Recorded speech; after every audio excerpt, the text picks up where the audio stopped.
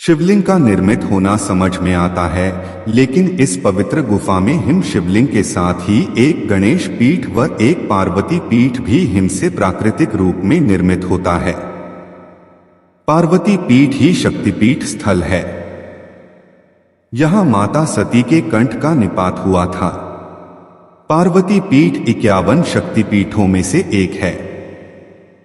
यहां माता के अंग तथा अंगभूषण की पूजा होती है। ऐसे बहुत से तीर्थ हैं जहां प्राचीन काल में सिर्फ साधु संत ही जाते थे और वहां जाकर वे तपस्या करते थे, लेकिन आजकल यात्रा सुविधाएं सुगम होने के चलते व्यक्ति कैलाश पर्वत और मानसरोवर भी जाने लगा है। ये वे स्थान हैं जो हिंदुओं के लिए सबसे महत्वपूर्ण हैं।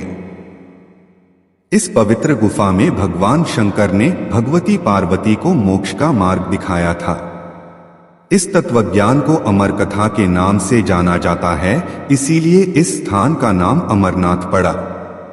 यह कथा भगवती पार्वती तथा भगवान शंकर के बीच हुआ संवाद है। यह उसी तरह है जिस तरह कृष्ण और अर्जुन के बीच संवाद हुआ था। सती ने दूसरा जन्म हिमालय राज के यहाँ पार्वती के रूप में लिया। पहले जन्म में वे दक्ष की पुत्री थीं तथा दूसरे जन्म में वे दुर्गा बनी।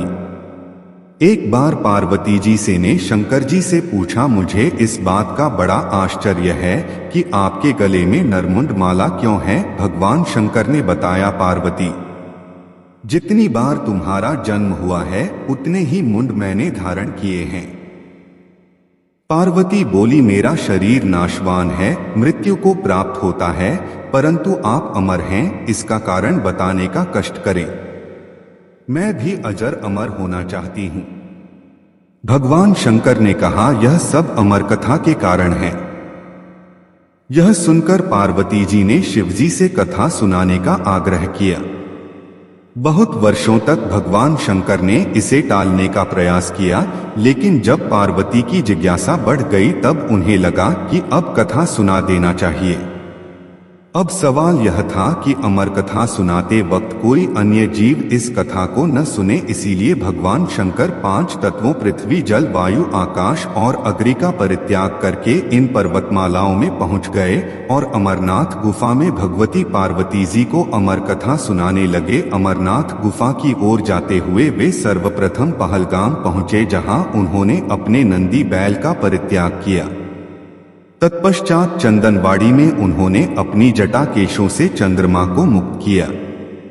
शेषनाग नामक झील पर पहुंचकर उन्होंने अपने गले से सर्पों को भी उतार दिया। प्रिय पुत्र श्री गणेश जी को भी उन्होंने महागुनस पर्वत पर छोड़ देने का निश्चय किया। फिर पंचतरणी पहुंचकर शिवजी ने 5 तत्वों का परित्याग किया।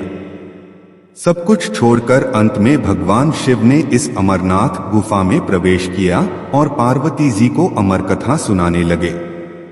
जब भगवान शंकर इस अमृत ज्ञान को भगवती पार्वती को सुना रहे थे तो वहां एक शुक हरा कठफोड़वा या हरी कंठी वाला तोता का बच्चा भी यह ज्ञान सुन रहा था।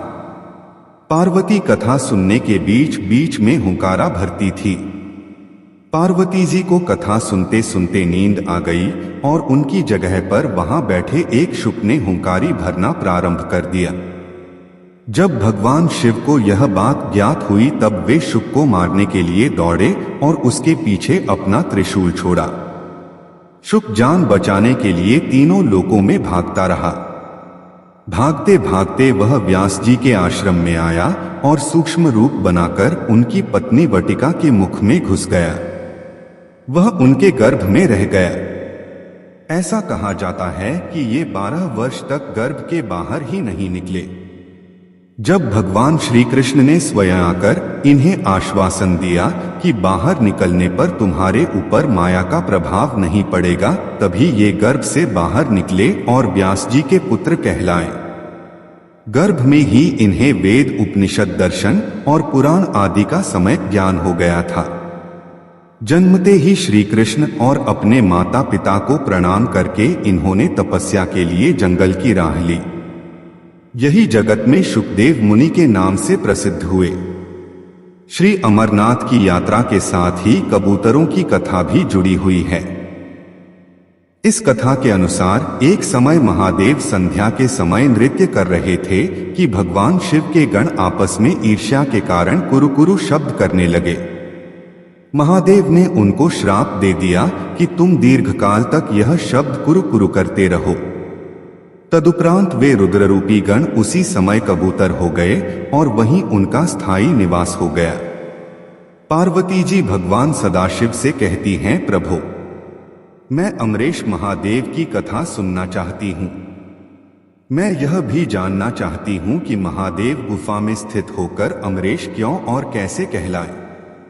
सदाशिव भोलेनाथ बोले, देवी आदिकाल में ब्रह्मा प्रकृति स्थावर पर्वतादि जंगल मनुष्य संसार की उत्पत्ति हुई। इस क्रमानुसार देवता ऋषि पितर गंधर्व राक्षस सर्प यक्ष भूतगण कूष्मांड भैरव गीदड़ दानव आदि की उत्पत्ति हुई। इस तरह नए प्रकार के भूतों की सृष्टि हुई, परंतु इंद्रादि देवता सहित सभी मृत्यु के वश में थे।